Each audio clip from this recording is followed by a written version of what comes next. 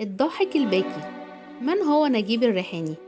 اتولد 21 يناير 1889 بالقاهرة بمنطقة باب الشعرية من أسرة مسيحية. الأم مصرية والأب عراقي. الأب كان مقتدر، عشان كده نجيب اتخرج من مدرسة الفرير وأتقن اللغة الفرنسية وحصل على شهادة البكالوريا.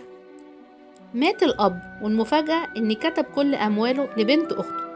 وأول ما اتخرج من ثانوي اشتغل في بنك الزراعي وشركة السكر بالصعيد، وفضل حلم حياته هو التمثيل.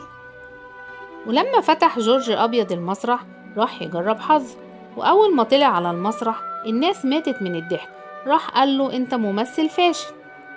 ونجيب بعدها اتعرف على ستيفان روستي وروزا يوسف وحسن فايق، وعملوا فرقة كوميدي العرب ونجحت نجاح كبير. وبعدها انضمت معاهم منيرة المهدية وكسروا الدنيا.